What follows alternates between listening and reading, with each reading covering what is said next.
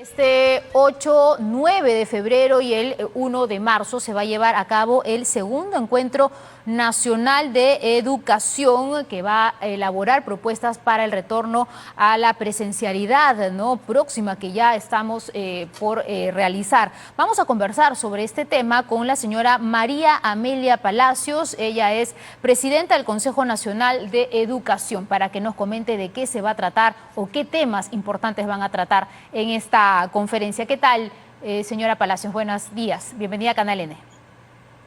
Muchas gracias, Katia. Buen día y gracias por la oportunidad de conversar sobre el próximo evento nacional del Consejo Nacional de Educación. Claro, el tema principal, sin lugar a dudas, será pues cómo afrontar el retorno a la presencialidad que ya se va a llevar a cabo a partir de marzo. ¿Cuáles son los demás temas, por favor? Coménteme. Sí, lo que ocurre es que el Consejo ha decidido que el tema central de este segundo Encuentro Nacional de Educación sea cómo retornamos a la presencialidad, mejorando las prácticas pedagógicas. El tema del retorno ha estado muy centrado en la agenda de los medios y en la opinión pública, en las condiciones materiales y la situación de las escuelas para el retorno a la presencialidad. Esa es una preocupación legítima, pero hay otra gran dimensión muy importante que se centra en cómo debe cambiar la enseñanza y el aprendizaje cuando retornemos a la presencialidad o a la semipresencialidad, que va a ser la modalidad probablemente más extendida en el primer semestre de este año. Y los maestros, tanto los docentes de educación básica como los docentes de educación superior, están demandando, tienen una serie de preguntas en relación a cómo van a organizar su enseñanza en un contexto totalmente nuevo para ellos, y sienten que no estamos conversando mucho sobre estas orientaciones, y por lo tanto el Consejo organiza este diálogo, este encuentro con docentes de educación superior y docentes de educación básica, directivos, coordinadores académicos de ambas etapas del sistema educativo, justamente para conversar y decidir juntos y proponer juntos recomendaciones al país y al Ministerio de Educación en relación a lo que tenemos que cambiar en la pedagogía al retornar este año a el año escolar o el año académico. Claro que sí. Y desde su punto de vista, ¿cómo afectó la pandemia a la educación? La pandemia ha afectado el proceso de aprendizaje de muchos estudiantes. Se afirma, y es cierto, que tanto los niños como los adolescentes y los jóvenes en la educación superior han aprendido también fuera del sistema educativo. Pero hay algunos aprendizajes básicos, algunas competencias fundamentales para la vida que solo se obtienen con procesos sistemáticos de enseñanza y de aprendizaje. Esos procesos sistemáticos de enseñanza y aprendizaje no han podido ser replicados o repetidos o desarrollados, diría más correctamente, en la educación remota de emergencia con la misma sistematicidad e interacción permanente con el estudiante que cuando lo hacíamos de manera presencial.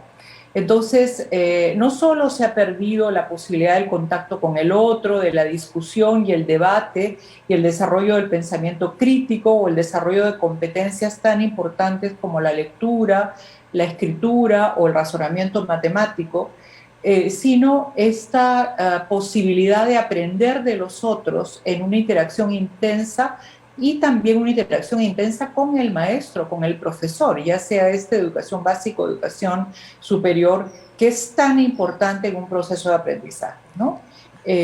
Estamos todos de acuerdo que hay que ir fortaleciendo la autonomía para aprender por sí mismos, tanto de los niños en todas las edades, digamos. Exacto. Pero en el proceso de aprender es necesario también tener la posibilidad de interactuar con otros para aclarar preguntas, aclarar dudas, para hacer propuestas, para oponerse, digamos, a algunas ideas inclusive y sustentarlas. todo eso que requiere no solo una lectura o un trabajo solitario de aprendizaje, sino requiere aprender con otros. Eso es lo que de alguna manera hemos perdido, la sistematicidad en el proceso de aprendizaje y la interacción social para aprender. Claro que sí, y sin lugar a dudas también la educación remota durante esta pandemia ha dado a relucir también muchas carencias, ¿no? Como la conectividad, que la educación no es la misma para todos, por la falta de equipos, de computadoras, de tablets, en las zonas más alejadas del país o en las zonas más vulnerables, pero también ha dejado un compromiso, ¿no? ¿Cuál sería el compromiso, el aprendizaje de esta situación? Sí, lo que ha mencionado usted, Katia, es tremendamente importante. Yo no lo mencioné en mi primera intervención. Se han profundizado las desigualdades por las razones que usted acaba de indicar. Es decir, no todos tuvieron acceso a Internet, no todos pudieron usar la tecnología que estamos utilizando hoy día a través del Zoom. Se usó el teléfono celular con llamadas y el WhatsApp como la tecnología más extendida para mantener la interacción entre el profesor y el alumno. Pero esa interacción además fue corta, a veces solamente de un par de horas a la semana. Es completamente insuficiente para el aprendizaje, ¿no? Entonces, ¿qué tenemos que hacer en relación a esas desigualdades y a esas brechas que se han incrementado? Esa es su pregunta.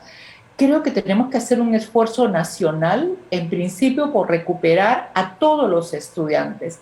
Se han desconectado no solo en la educación básica, se han desconectado mucho más en la educación superior, y es obligación del Estado y de las instituciones públicas en particular, porque son los estudiantes de las instituciones públicas los que en mayor parte se han desconectado, de recuperar a esos estudiantes. Cada institución, cada región y el Ministerio de Educación tiene que tener estrategias, como ha venido desarrollando el Ministerio de Educación, para reconectar o reincorporar a los estudiantes al sistema educativo y a la conexión con sus instituciones.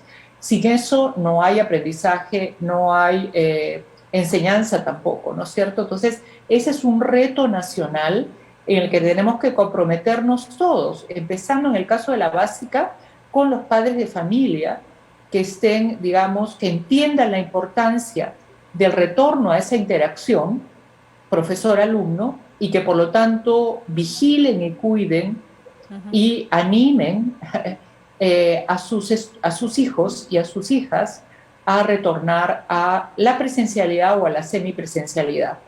Y el Estado además tiene que dar condiciones para seguir avanzando en conectividad para todos los hogares, no solo en las escuelas, conectividad en los hogares. ¿Quiénes van a poder participar de este segundo encuentro este 8 y 9 de febrero y el 1 de marzo? Principalmente quisiéramos que estuvieran docentes de educación básica y docentes de educación superior, porque el encuentro quiere partir de la experiencia durante la educación remota. O sea, no estamos solo mirando el futuro sin mirar el pasado. O sea, al contrario, nuestra metodología es miremos qué hemos aprendido del año 2020 y del año 2021 en la educación remota de emergencia, que ya no debe continuar porque debemos pasar a la modalidad semipresencial, presencialidad hasta donde se pueda y a distancia hasta donde se pueda. Esa combinación entre presencial y a distancia es la que vamos a inaugurar este año académico y este año escolar.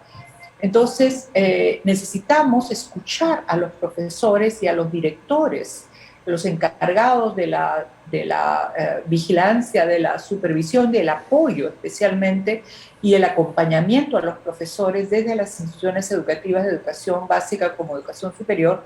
Necesitamos que ellos y los docentes nos cuenten cómo ha sido y qué dificultades y qué lecciones han aprendido, qué ha funcionado durante la educación remota que nos sirva para mirar ahora la educación semipresencial o la educación combinada entre presencialidad y educación a distancia, ¿no? Claro, si me Entonces, permite. queremos aprender de los 2 años anteriores y luego empezar a discutir el futuro preguntándonos qué debemos mantener de lo bueno que hicimos durante la educación remota a distancia y qué necesitamos cambiar, no solo de esos 2 años anteriores, sino de nuestras prácticas anteriores, desde 2019 hacia atrás. ¿Qué Claro. es lo que ya en la pedagogía no debe continuar? ¿Qué es lo que debemos cambiar en nuestras prácticas pedagógicas para afrontar este nuevo periodo, estas formas de combinadas de educación entre presencialidad y educación a distancia, o inclusive en la presencialidad? Si Claro que fuese sí. 100% presencialidad, que yo creo que va a ser difícil de hacerlo, ¿cómo hacemos para incorporar las tecnologías permanentemente en la educación presencial? Este es un evento virtual que va a empezar a las 5:30 de la tarde, el 8, a la misma hora, el día 9. Se va a transmitir todas las conferencias públicas y los plenarios se van a transmitir por Facebook Live del Consejo Nacional de Educación, es decir, por lo tanto, son abiertas a todo público. Por supuesto, también a padres de familia y a estudiantes que estén también preocupados por cómo se aprende, cómo aprender en este nuevo contexto, en estas nuevas modalidades que son nuevas para todos.